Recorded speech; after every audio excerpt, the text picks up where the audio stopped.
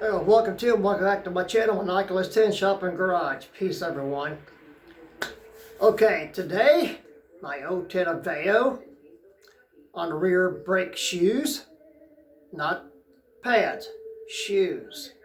And it's easier to do the job with the hub off.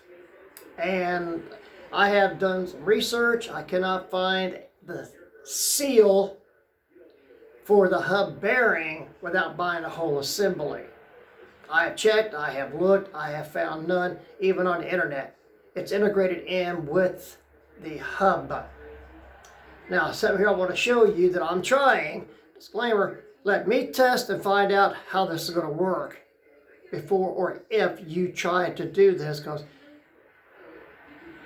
the seals at the stores don't have the factory seals, they have O-ring seals. And here's what I'm going to show you.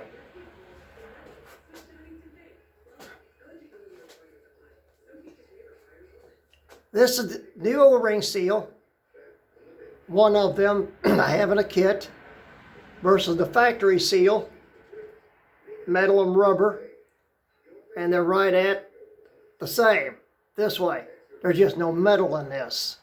So I want to see how good this works. Take a closer look. Give me a few seconds here.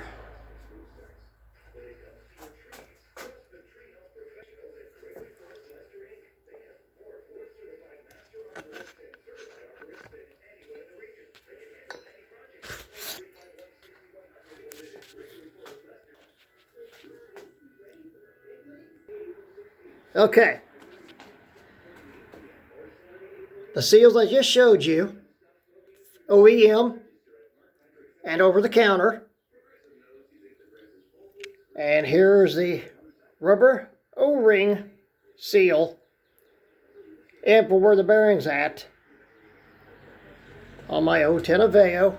That's the rear passenger, no, rear driver side. Sorry about that. Now I want to see how good this is going to work. Let me try this first. You try it, you're at your own risk. That's my disclaimer.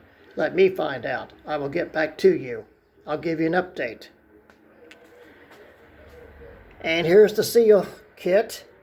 It's a R's and Roger 28. This one right here. That was just in there, but the bigger seal is the one you want if you do this. So let's see.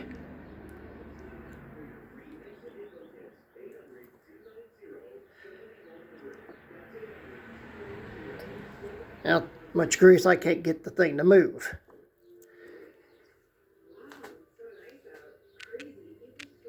My fingers just won't do it. Don't have enough pressure on it.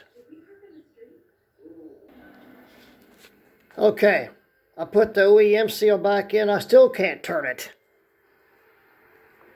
It's just a tight fit, even though with grease, just my finger's not able to turn it. Now, I can turn it a bit or a budget without the seal in it. But this helps keep the grease where it needs to be.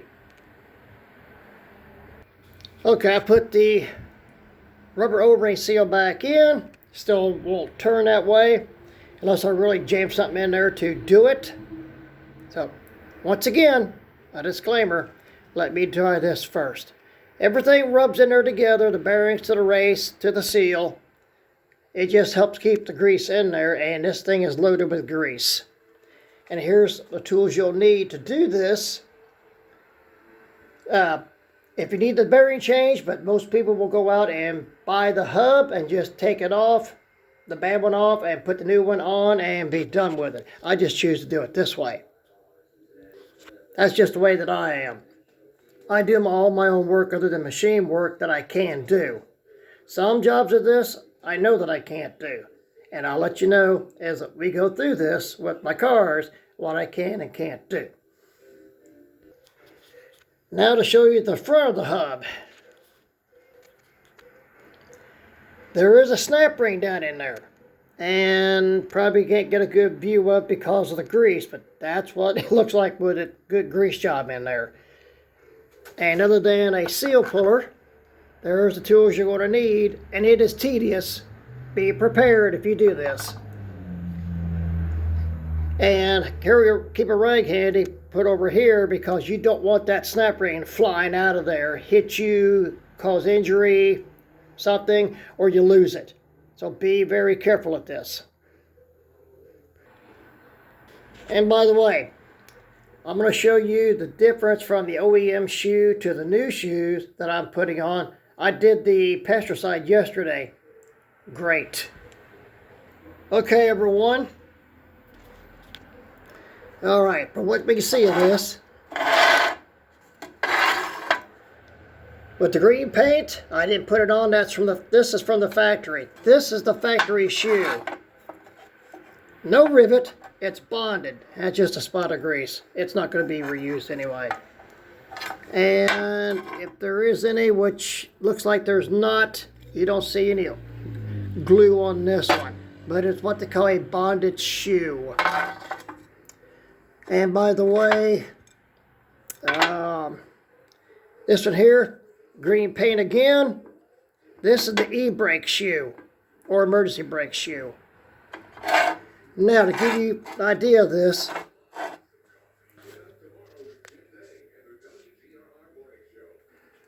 this OEM shoe is 170,000+ miles.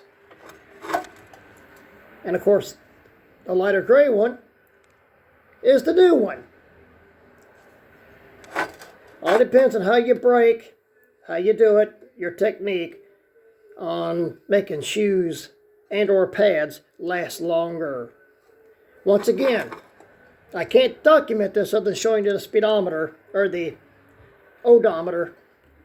170,000+ miles on the shoes. That's really great, because most vehicles, the way they are driven and use of brakes, that 170,000+ miles, the car lasts that long, great. That you go through probably 2 to 3 pairs of brakes in the lifetime of your car. This just shows the technique I use, and being a stick shift, I don't downshift much, that how you could do this if you want to. I do. Once again, the comparisons. It's up to you. And of course, once again, the e-brake shoe.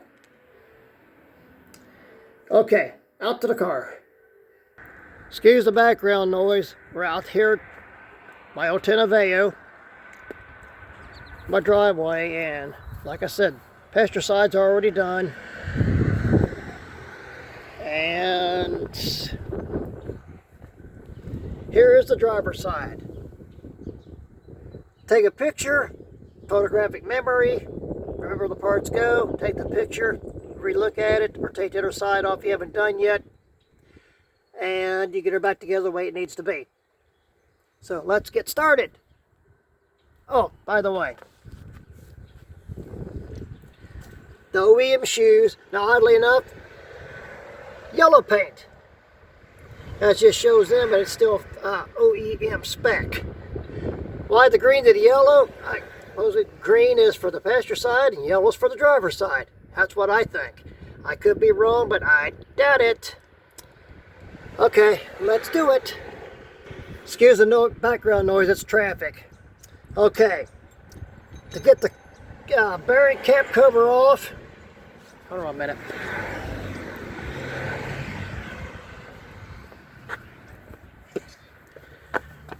This bearing cap cover here, hammer and a chisel.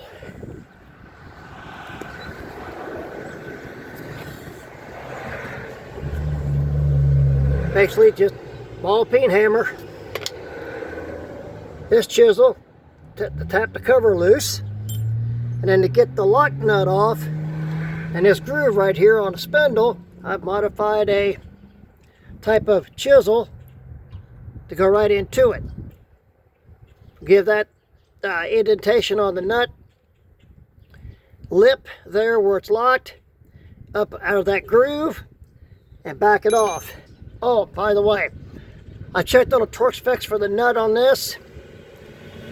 There's different specs, not on the same car or other cars of the same type here, ranges somewhat greatly. 150 foot-pounds. I put mine on at 100. Like I said, it varies a bit. So at least 100, and then depending if you find the exact specs, which I haven't yet, then that's what I would do. But I found variations of it from 90 actually to 150. So I do 100 foot-pounds. 50 first round, 100 second round. I'm doing this step by step, so I'll keep you updated as I go step by step on this. And to make it easier, I set the springs and hardware as I take them off in the area that it goes back on. Be careful with the springs, you don't get hurt or they don't fly off and go getting lost somewhere. So far so good. And this tang right here goes back in behind this part of the fork for the e-brake. It goes like so, just like that.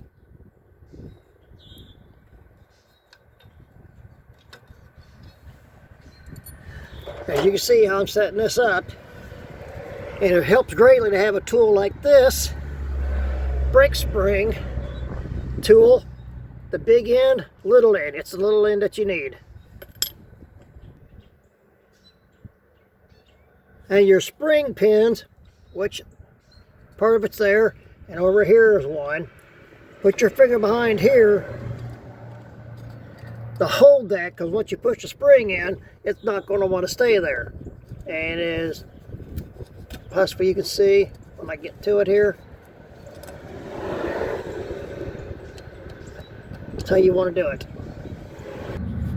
And there you have it. This spring here, I just push back with the index finger and thumb until you can get it to release and come out of that groove. And the shoes are off, and when you take the shoes off, this spring will come out off. Hopefully it won't fling anywhere, and you can fit it all back together this way. And run your e-brake adjustment bar, brake adjustment, which the adjustment wheel right here, as you can see the silver end, and that little tank catches that little nub right there. That nub faces you when you go back together, like so. And run this all the way in, as you see. And you can adjust it from there. It goes like so. Going back together, it is tedious, y'all. Hold on to your patience, you're probably going to need it. Sorry everyone, when you go to grease the rear hub bearings, if you go this far, you'll need one of these grease tools. And here's my setup. It's much easier for me in the vise, without my tabletop in the vise, set up like this, to do it in a hand grease gun or an air grease gun, or they call it pneumatic grease gun. That's how I do it. I just want to bring to y'all's attention, and a buddy of mine that's asked me about this, the Bilstein shock that I bought at a swap meet, pumpkin run of last year in Owensville, Ohio. Bilstein shocks, they were actually made for a Chevy Suburban. I modified them to fit my car, and they worked great. So there you are, bud, now you know.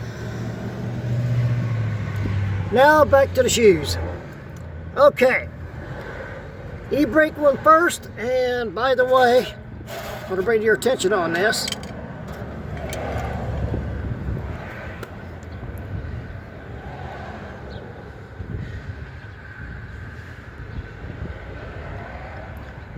The back shoe, or the e-brake, is a bit longer on the shoe than what the front shoe is, which they call the secondary, and the e-brake is the primary. Just takes a little finesse to get this e-brake hooked up. A little rough on the fingers and thumb, but you manage. Just be careful. And this nub right here faces you when you go to put it back on. It takes a little, but you can manage. And hold, push, twist, turn, keep it on doing this until you get the pin to line up with the slot in the cap. And on it goes, as you can see, and it is locked. Now we got the basics done, and here we are. We got this part. Onward.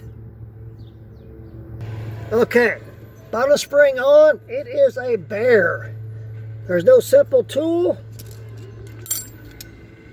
I couldn't get these to work, so I took the long screwdriver, the narrowest one you can get without it bending, the hammer, be careful, chisel, get it to hook, which I got lucky, at the edge, and tap it on in.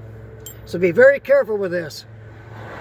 And now to get your adjustment bar in, and adjust it all the way down, of course, you'll have to take your rear shoe, pry it out a bit to get this to hook in here where it needs to be in the slot, and then screwdriver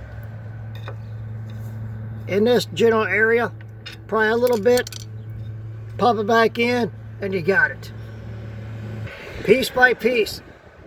Now your adjustment lock's on. Now your spring bar is on. And this is how that looks up here. In behind, lock. And that 90-degree bend right there goes into that tension pin. And there you are. So far, so good. Now this spring to the top, this bent up hook end goes in like so.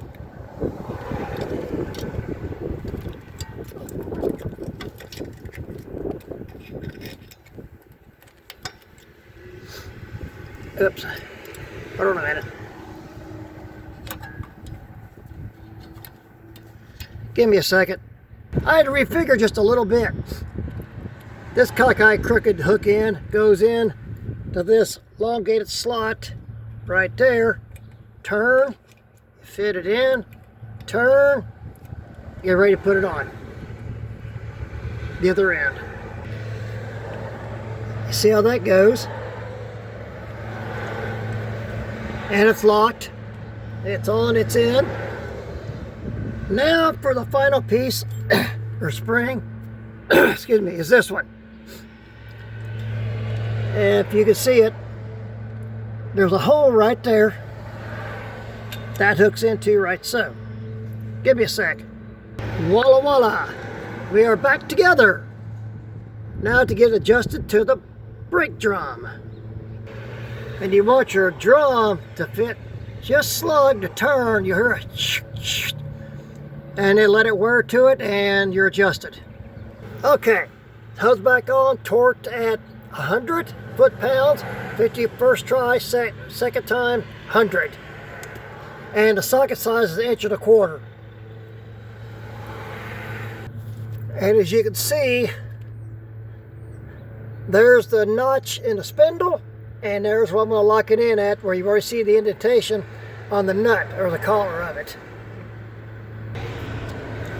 Ball peen hammer, 1/8 inch, I think it's 1/8 inch.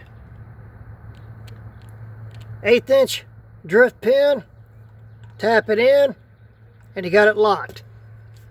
And as I said earlier in the video, this is how I unlock it. A lot of guys will just take the socket and spin on around, or the nut, and break it loose that way. I just choose to do it this way. This is just the way that I do it. Now for the dust cap. Slide dry because all the grease, torque set to crush on the bearing, and I've got it, and the brakes are on. Oh, to adjust the brakes from the inside, you can either run the car backwards, I'll say at 5 miles an hour, jam on the brakes, which I don't prefer to do that. I'll take the e-brake handle and do it. Doing the e-brake handle while the car is sitting still to do it, not while you're moving. And to manually adjust it, I don't know of any knockout back here to get to that star wheel right there. So, small standard screwdriver, your finger right here to back off the lock and bring the teeth towards you. This will give you some idea of how far to back it out. And as you can see, it doesn't take much to back the shoes out till you're just barely rubbing the shoes, and then e-brake it and adjust it. I'm going to try this one-handed, maybe you'll be able to hear it. That's where you're barely dragging the shoes. You're good. Adjust it from the inside and good to go.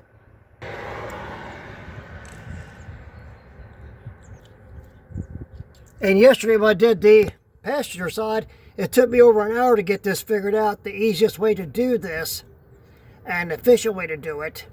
And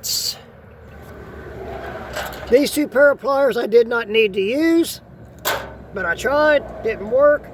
The other tools I showed you in this video does work, and that's how I do it. And by the way, Big Mo, the big brass hammer, well, you don't damage anything but the hammer. Okay, y'all, that's all for this video. And, well, there we go. Peace out, everyone. Stay safe. Keep the wrenches turned, easy on the knuckles. And until next video, thank you so much, and thanks to all my subscribers. I really, really appreciate it. Till then, be safe. Thanks, everyone. Bye.